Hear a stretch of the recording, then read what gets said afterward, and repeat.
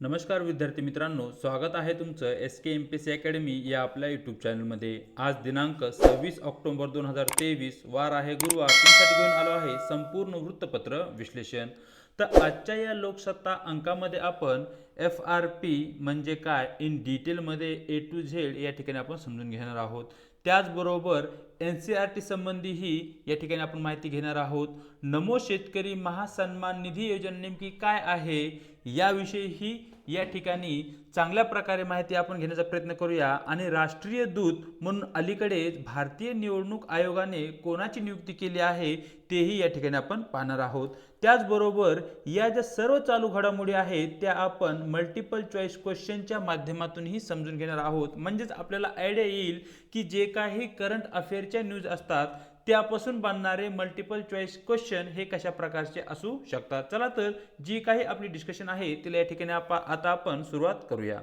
या ठिकाणी जी पहिली न्यूज आहे ती FRP संदर्भात आहे। न्यूज अशी आहे, राज्यातील 17 साखर कारखान्यावर कारवाई, अशा प्रकारची ती न्यूज आहे।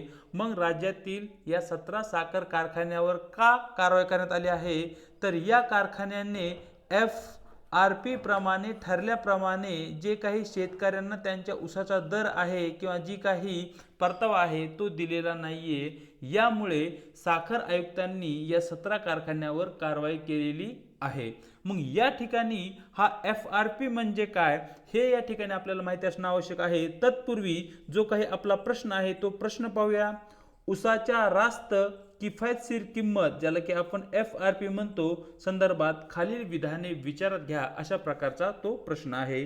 ज्या ठिकाणी पहिलं विधान आहे, याला कृषी खर्च आणि किंमत आयोगाने मान्यता दिलेली आहे, हा पहिले स्टेटमेंट आहे। स्टेटमेंट क्रमांक 2, ज्यूटसाठीही ते जाहीर केले जाते, स्टेटमेंट क्रमांक 2।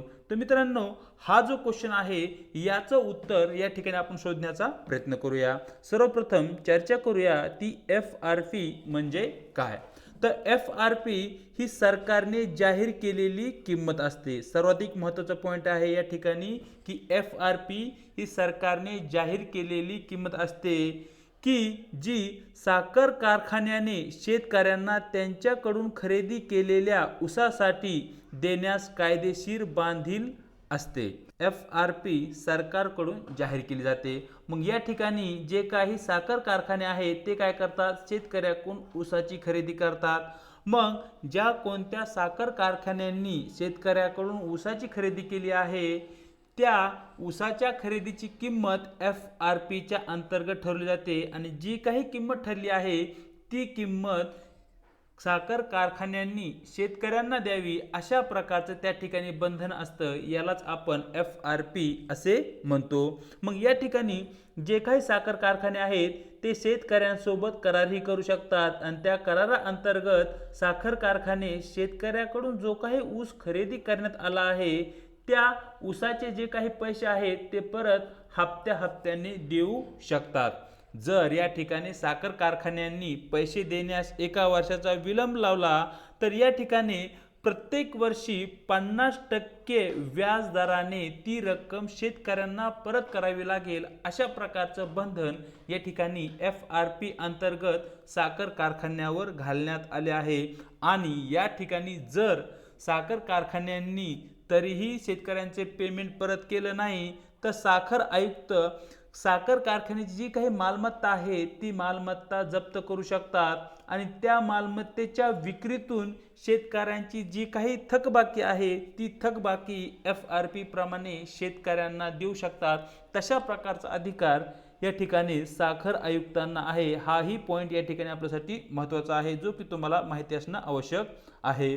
त्याचबरोबर जो काही FRP अंतर्गत जे काही किंमत ठरवली जाते तर FRP चे जे काही पेमेंट्स आहेत ते अत्यावश्यक वस्तू कायदा एसेन्शियल कमोडिटी ॲक्ट 1955 च्या अंतर्गत जाहीर केले जातात। पहा, ज्याला की शुगर केन कंट्रोल ऑर्डर 1966 द्वारे नियंत्रित केले जाते। हाही पॉइंट या ठिकाणी आपल्यासाठी महत्त्वाचा आहे, जो तुम्हाला माहिती असणं आवश्यक आहे। एकदा का शेतकऱ्यांनी ऊस कारखान्याला ऊस दिला त्या दिवसापासून 14 दिवसाच्या आत साखर कारखान्यांनी शेतकऱ्यांची पैसे दिली पाहिजेत, अशा प्रकारचं बंधन FRPच्या अंतर्गत या ठिकाणी साखर कारखान्यावर घालण्यात आलं आहे। मग या ठिकाणी जी काही FRP आहे ती जाहीर कोण करतं, त्या संबंधित शिफारस कोणाकडून केली जाते, तर जी काही शिफारस आहे पर्टिक्युलर वर्षासाठी FRP किती राहील हे जाहीर करण्याचा किंवा त्याची शिफारस करण्याचा जो काही अधिकार आहे तो कृषी खर्च आणि किंमत आयोग, ज्याला की आपण commission on agriculture cost and price या आयोगाकडून या संबंधी शिफारस केली जाते। आणि या ठिकाणी जो काही अंतिम निर्णय आहे तो निर्णय घेण्याचं कार्य आर्थिक व्यवहारावरील जी काही कॅबिनेट कमिटी आहे, जिला की आपण cabinet committee on economic affair म्हणतो, जी की केंद्र सरकारची कमिटी असते, ती या ठिकाणी अंतिम निर्णय घेते। आणि या ठिकाणी पहा, ज्या काही कृषी खर्च आणि किंमत आयोगाकडून ज्या काही शिफारसी करण्यात आल्या आहेत त्या सरकारवर म्हणजेच कॅबिनेट कमिटी ऑन इकॉनॉमिक अफेअर्सवर त्या बंधनकारक नसतात। या ठिकाणी जी काही शिफारस केली आहे त्या रकमेमध्ये या ठिकाणी cabinet committee on economic affairs वाढही करू शकते किंवा घटही करू शकते। त्याचबरोबर जी cabinet committee on economic affairs आहे, जिला आपण आर्थिक व्यवहार कॅबिनेट समिती म्हणतो, तिचे अध्यक्ष आपल्या देशाचे पंतप्रधान असतात। हाही पॉईंट या ठिकाणी महत्त्वाचा आहे जो तुम्हाला या ठिकाणी नोट डाऊन करून घ्यायचा आहे। FRPचा जो काही अहवाल आहे तो अहवाल किंवा कोणत्या समितीच्या अहवालावर या ठिकाणी FRP ही पद्धत सुरू करण्यात आली, त्या समितीचं तुम्हाला नाव माहिती असणं आवश्यक आहे। ती समिती आहे रंगाराजन समिती। या ठिकाणी रंगाराजन समिती ही सर्वाधिक महत्त्वाची समिती आहे FRP संदर्भात। मग या ठिकाणी जेव्हा केव्हा FRP जाहीर केली जाते, ती जाहीर करत असताना कोणते घटक विचारात घेतले जातात, तर एक म्हणजे ऊस उत्पादन करण्यासाठी येणारा जो काही खर्च आहे तो खर्च या ठिकाणी लक्षात घेऊन या ठिकाणी FRP जाहीर केली जाते। त्याचबरोबर ऊसामध्ये जे काही पर्यायी पिके आहेत ते पिके कोणकोणती आहेत आणि त्यामधून शेतकऱ्यांना कशा प्रकारचा परतावा भेटतो, त्यापासून मिळणारे उत्पादन किती आहे, हाही विचार या ठिकाणी केला जातो। त्याचबरोबर जी काही साखर मार्केटमध्ये येणार आहे ती साखर ग्राहकांना योग्य भावात भेटावी यासाठीही FRP जाहीर केला जातो। म्हणजे जर FRP खूपच जास्त ठुला तर मार्केटमध्ये येणारी जी काही साखर आहे तिची किंमत जास्त राहील, परिणामी याचा फटका गरीब ग्राहकांना बसेल। म्हणजेच या ठिकाणी एकतर शेतकऱ्याचं नुकसान होणार नाही याचीही काळजी केंद्र सरकारला घ्यावी लागते, त्याचबरोबर ग्राहकांवरही मोठ्या प्रमाणावर किंमत वाढीचा बोजा पडणार नाही याचीही काळजी या ठिकाणी केंद्र सरकारला घ्यावी लागते। म्हणजे यामध्ये एक प्रकारचं बॅलन्स निर्माण करण्याचं कार्य FRPच्या किमती ठरवताना केलं जातं। मग त्याचबरोबर जे काही साखर उत्पादक आहेत या साखर उत्पादक जी काही साखरेला किंमत देतात, म्हणजे किती रुपयांना ते ग्राहकापर्यंत साखरेची निर्यात करतात, यावरही या ठिकाणी FRPची किंमत ठरवली जाते। त्याचबरोबर ऊसापासून साखरेची निर्मिती किती प्रमाणात होते, फॉर एक्झाम्पल 1 टन जो ऊस आहे त्या 1 टन ऊसापासून किती पोते साखरेची निर्मिती होते, याचाही आधार या ठिकाणी FRP ठरवताना घेतला जातो। त्याचबरोबर साखर कारखान्याकडून साखरेची निर्मिती करत असताना काही बायो प्रोडक्ट्स निघतात, ज्यामध्ये मोलॅसेस आहे, बॅगॅज आहे, प्रेस मड आहे, असे जे काही बायो प्रोडक्ट्स आहेत त्यांचीही किंमत किंवा त्यांचीही व्हॅल्यू या ठिकाणी गृहीत धरली जाते। आणि विशेष म्हणजे जोखीम आणि नफा यांची एक प्रकारे सांगड घालण्याचा प्रयत्न या ठिकाणी केला जातो। म्हणजे शेतकऱ्यांना या ठिकाणी ऊस उत्पादन घेत असताना जोखीम किती प्रमाणात आहे, शेतकऱ्यांना होणारा नफा किती आहे, याचा सारासार विचार करून या ठिकाणी FRP म्हणजे फेअर रिम्युनरेटिव्ह प्राइस ठरवली जाते। शेतकऱ्यांना दिली जाणारी जी काही FRP आहे ती कशा प्रकारे दिली जाते हेही आपणाला माहिती असणं आवश्यक आहे। ऊसापासून साखरेची रिकव्हरी किती आहे या आधारावर या ठिकाणी FRP दिली जाते। मग या ठिकाणी आपल्याला माहिती असलं पाहिजे की साखरेची रिकव्हरी म्हणजे काय, उत्पादित साखर विरुद्ध गाळप केलेला ऊस यांच्यातील जे काही गुणोत्तर असेल, जी काही टक्केवारी असेल, ते म्हणजे रिकव्हरी। फॉर एक्झाम्पल 1 टन साखरेचं या ठिकाणी गाळप करण्यात आलं आहे। मग या 1 टन साखरेपासून आपल्याला 10% साखर भेटते, किंवा दुसरे जे 1 टन साखरेचे गाळप आहे त्यापासून केवळ आपल्याला 9% साखर भेटते। मग या ठिकाणी ज्या ऊसापासून जास्तीची साखर भेटल त्या ऊसाला FRP म्हणजे जी काही किंमत आहे, परतावा आहे, तो जास्त भेटल आणि ज्या ऊसापासून साखरेचं प्रमाण कमी भेटल त्या ऊसाला कमी प्रमाणात या ठिकाणी मोबदला दिला जातो। मग अशा प्रकारे या ठिकाणी FRP ठरवली जाते। रिकव्हरी तुमची जितकी जास्त असेल तितकी FRP जास्त, म्हणजे तितकीच साखर उत्पादन जास्त, म्हणजे तितका त्या साखरेला भावही जास्त। अशा प्रकारचे एक सूत्र या ठिकाणी FRP ठरवताना करण्यात आलेले आहे। पुढे जे ऊस पीक आहे या ऊस पिकाविषयी थोड्याफार प्रमाणात आपल्याला माहिती असणं आवश्यक आहे। जे ऊस पीक आहे यासाठी आवश्यक असणारे जे काही तापमान आहे ते म्हणजे उष्ण आणि दमट हवामानामध्ये ऊस पीक चांगल्या प्रकारे या ठिकाणी उगवले जाऊ शकते किंवा ते जोपासले जाऊ शकते। या ठिकाणी जे हवामान आहे ते 21 अंश सेल्सिअस ते 27 अंश सेल्सिअसच्या दरम्यानचे जे काही हवामान आहे ते ऊस या पिकासाठी लाभदायक असते। त्याचबरोबर जे पावसाचे प्रमाण आहे ते आहे 75 to 100 सेंटीमीटरच्या दरम्यान। ज्या भागामध्ये पाऊस पडतो त्या ठिकाणी चांगल्या प्रकारे ऊसाचं पीक येऊ शकतं। आणि या ठिकाणी वापरली जाणारी जी काही माती आहे म्हणजे पोषक मृदा ही ऊसासाठी कोणती असू शकते, ती म्हणजे समृद्ध चिकन माती, ज्यामध्ये आपण पाण्याचा जो काही निचरा आहे जर त्या ठिकाणी चांगला होत असेल तर ती जमीन ऊस पिकाच्या उत्पादनासाठी सहाय्यक असते। आपल्या देशामध्ये जे काही सर्वोच्च ऊस उत्पादक राज्य आहेत त्यामध्ये उत्तर प्रदेश, आपला महाराष्ट्र, कर्नाटक, तमिळनाडू आणि बिहार ही मुख्य राज्य आपण पाहू शकतो। आणि विशेष म्हणजे भारत हा ब्राझील नंतर जगात दुसऱ्या क्रमांकाचा सर्वात मोठा ऊस उत्पादक देश म्हणून गणला जातो। जी काही आपला ऊस आहे, आपल्या ऊसापासून आपण साखरेचं उत्पादन करू शकतो, गुळाचं उत्पादन करू शकतो, खडीसाखर, मोलॅसिस ही ऊसाची मुख्य उत्पादने आहेत, तीही या ठिकाणी आपल्याला माहिती असणं आवश्यक आहे। साखरेचं, ऊसाचं उत्पादन वाढावं यासाठी काही स्कीम आहे, त्यामध्ये scheme for extended financial assistance for sugar undertaking अशा प्रकारची स्कीम आणि जैव इंधनावरील राष्ट्रीय धोरण हे ऊस उत्पादन आणि साखर उद्योगाला प्रोत्साहन देण्यासाठी सरकारी काही उपक्रम असलेले या ठिकाणी आपल्याला दिसतात। मग अशा प्रकारे मित्रांनो FRP आणि ऊस या पिकाविषयी आपण माहिती घेतली आहे। मग या ठिकाणी जो सुरुवातीला आपण प्रश्न पाहितला तो प्रश्न पुन्हा एकदा पाहूया। ऊसाच्या रास्त आणि किफायतशीर किंमत, ज्याला की आपण FRP असे म्हणतो, संदर्भात खालील विधाने विचारात घ्या, अशा प्रकारचा तो प्रश्न होता। ज्या ठिकाणी विधान क्रमांक 1 होते याला कृषी खर्च आणि किंमत आयोगाने मान्यता दिलेली आहे। तर या ठिकाणी मित्रांनो जे विधान क्रमांक 1 हे चुकीचे आहे, कारण cabinet committee on economic affair कडून या ठिकाणी मान्यता दिली जाते। कमिशन फॉर ॲग्रिकल्चर प्राइस आणि कॉस्ट हे शिफारस करतं, परंतु जी मान्यता आहे ती cabinet committee on economic affairs या समितीकडून दिली जाते, ज्याचे की अध्यक्ष पंतप्रधान असतात, ज्याची आपण चर्चा केली आहे। FRP फक्त ऊस या पिकासाठी दिली जाते, जूट या पिकासाठी ती दिली जात नाही। म्हणजे विधान क्रमांक 2 ही या ठिकाणी चुकीचे असल्या कारणाने मित्रांनो या ठिकाणी आपलं योग्य उत्तर राहील पर्याय क्रमांक D, वरील दोन्हीही चूक किंवा वरील दोन्हीही नाही। चलूया पुढच्या न्यूजकडे पाहूया। पुढचा प्रश्न, तर या ठिकाणी जी पुढची न्यूज आहे ती NCERT संदर्भात आहे।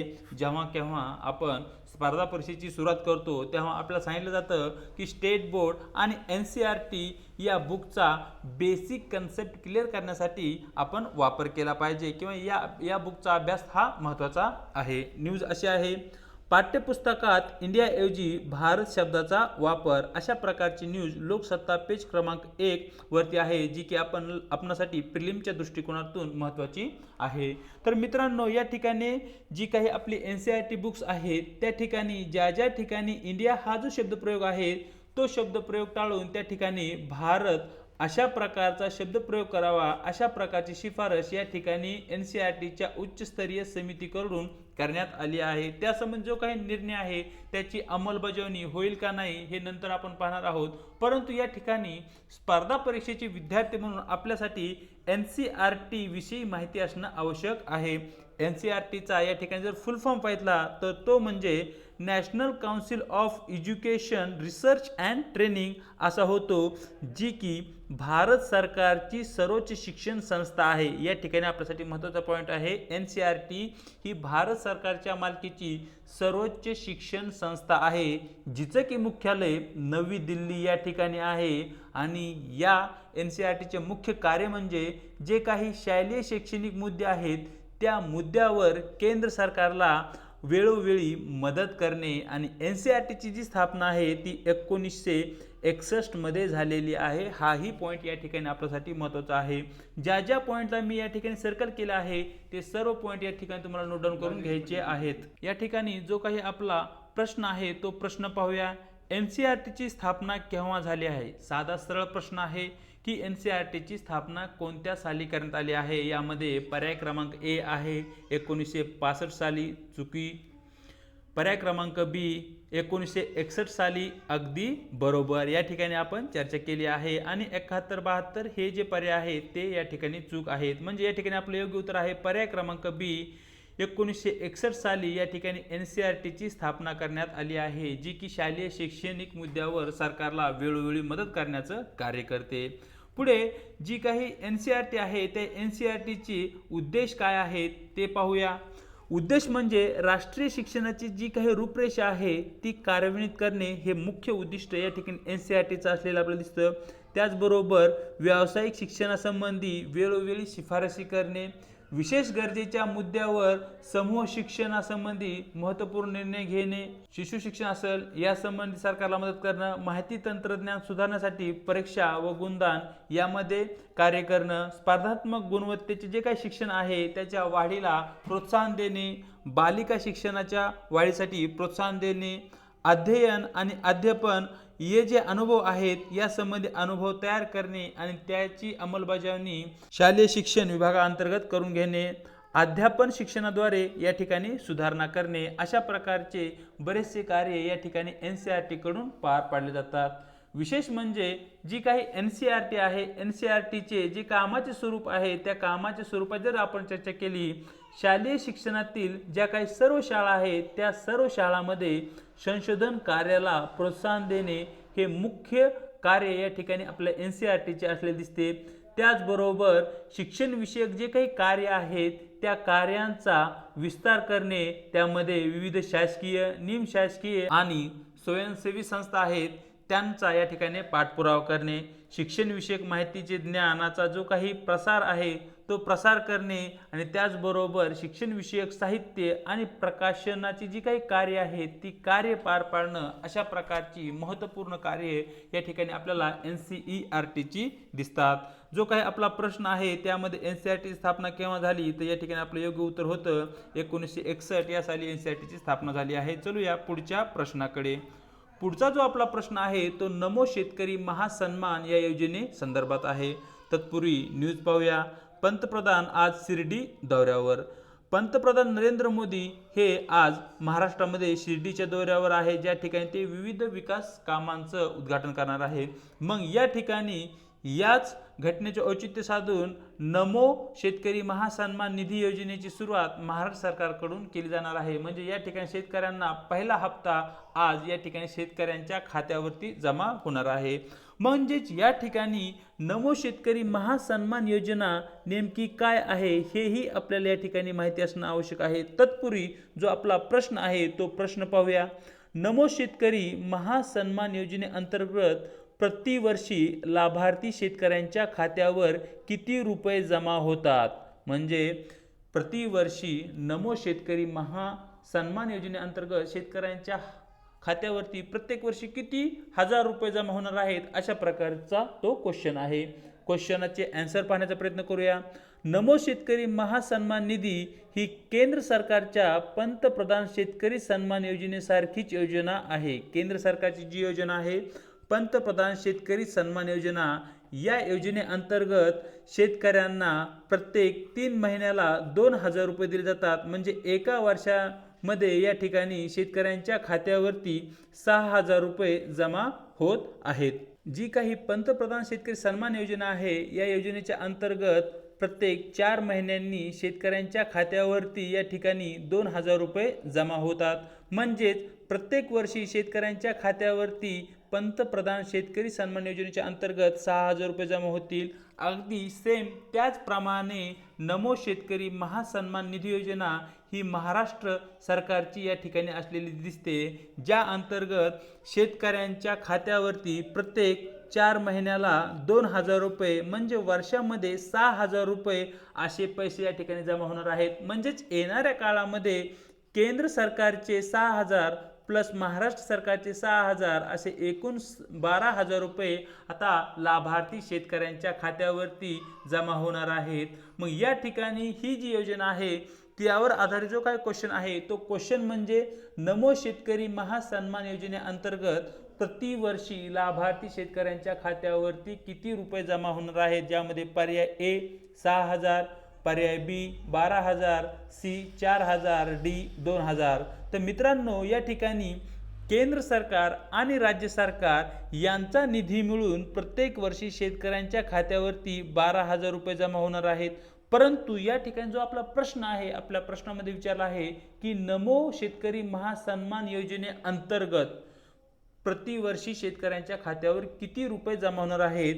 तर या ठिकाणी 6,000 रुपये हे नमो शेतकरी महासन्मान निधी योजनेच्या अंतर्गत शेतकऱ्यांच्या खात्यावर जमा होणार आहेत. म्हणजेच या ठिकाणी आपले योग्य उत्तर आहे पर्याय क्रमांक ए. चलूया पुढच्या प्रश्नाकडे, चलूया पुढच्या न्यूजकडे. जो पुढची न्यूज आहे ती भारतीय निवडणूक आयोगा संदर्भात आहे. न्यूज अशी आहे, अभिनेता राजकुमार राव राष्ट्रीय दूत, अशा प्रकारची ती न्यूज आहे. मग या ठिकाणी अभिनेता राजकुमार याला राष्ट्रीय दूत कशासाठी नेमण्यात आला आहे, तर भारतीय मतदारामध्ये एक प्रकारे जनजागृती करण्यासाठी ठराविक कालावधीनंतर प्रत्येक ज्या काही प्रसिद्ध व्यक्ती आहेत त्या व्यक्तींची भारतीय निवडणूक आयोगाकडून राष्ट्रीय दूत म्हणून नेमणूक केली जाते. ज्याच्या अगोदर अमिताभ बच्चन, आमिर खान, शाहरुख खान, रजनीकांत यांची राष्ट्रीय दूत म्हणून या ठिकाणी निवड करण्यात आली आहे. यावेळी राजकुमार राव यांची भारतीय निवडणूक आयोगाकडून राष्ट्रीय दूत म्हणून निवड करण्यात आली आहे. आपला प्रश्न पाहूया. अलीकडेच भारतीय निवडणूक आयोगाकडून कोणत्या भारतीय अभिनेत्याची राष्ट्रीय दूत म्हणून नियुक्ती करण्यात आली आहे, ज्या ठिकाणी पर्याय आहे अमिताभ बच्चन, बी आमिर खान, सी शाहरुख खान आणि डी राजकुमार राव. तर मित्रांनो या ठिकाणी योग्य उत्तर राहील पर्याय क्रमांक डी, राजकुमार राव यांची भारतीय निवडणूक आयोगाकडून राष्ट्रीय दूत म्हणून नियुक्ती करण्यात आली आहे. त्याचबरोबर भारतीय निवडणूक आयोगासंबंधी 2017 मध्ये UPSC कडून जो प्रश्न विचारला गेला होता प्रिलिममध्ये, तो प्रश्न पाहूया. या ठिकाणी खालील विधाने विचारात घ्या अशा प्रकारचा तो प्रश्न होता, ज्या ठिकाणी 3 विधान देण्यात आली होती. त्यापैकी पहिले विधान आहे, भारतीय निवडणूक आयोग ही 5 सदस्यीय संस्था आहे. या ठिकाणी मित्रांनो भारतीय निवडणूक आयोगामध्ये जे काही सदस्य आहेत त्यांची जी संख्या आहे ती फिक्स नाहीये. राष्ट्रपती वेळोवेळी यामध्ये बदल करू शकतात, कधी 3, 4, 5 म्हणजे वेळेनुसार ही जी सदस्य संख्या आहे ती बदलू शकते. म्हणजेच विधान क्रमांक 1 या ठिकाणी चुकीचे आहे. नंबर 2, केंद्रीय गृह मंत्रालय सार्वत्रिक निवडणुका आणि पोटनिवडणुका या दोन्हीसाठी निवडणूक वेळापत्रक ठरवते. विधान क्रमांक 2 चुकीचा आहे. तर भारतीय निवडणूक आयोग हे सार्वत्रिक निवडणुका आणि ज्या काही पोटनिवडणुका होतात यासाठी आवश्यक असणारे जे काही वेळापत्रक आहे ते ठरवण्याचं कार्य करतं केंद्रीय गृह मंत्रालय, ते करत नाही.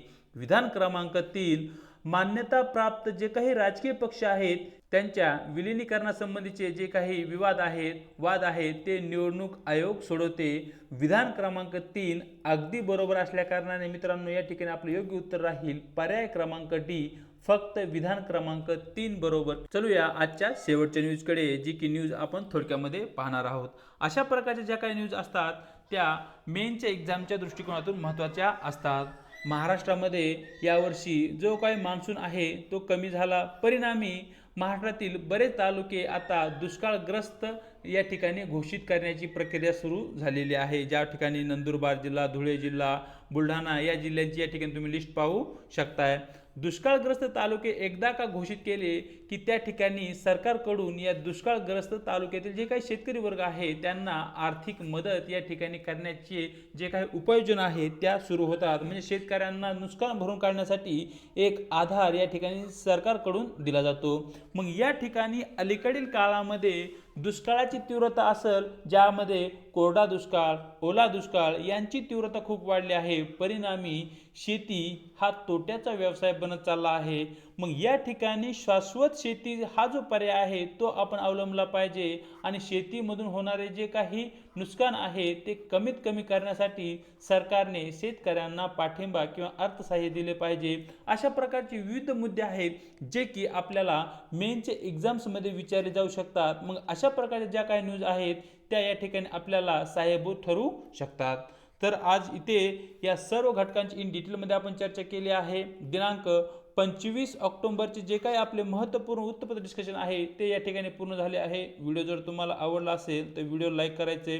व्हिडिओ संबंधी तुम्हाला काय वाटतं हे कमेंट बॉक्समध्ये कळवायचे. आपल्या व्हिडिओला आपल्या मित्रांसोबत आणि जे काही गरजू विद्यार्थी आहेत त्यांच्यासोबत शेअरही करायचे आणि त्याचबरोबर या ठिकाणी न विसरता आपल्या यूट्यूब चॅनलला सबस्क्राईबही करायचं आहे. व्हिडिओच्या डिस्क्रिप्शन बॉक्समध्ये आपल्या टेलिग्राम चॅनलची लिंक देण्यात आली आहे. त्या ठिकाणी तुम्ही आपल्या यूट्यूब चॅनलच्या नावाचे टेलिग्राम चॅनल जॉईन करू शकताय. म्हणजे त्या ठिकाणी तुम्हाला प्रत्येक गोष्टीची अपडेट भेटत जाईल. आज इथेच थांबत आहोत. भेटूया एका नवीन व्हिडिओ सोबत.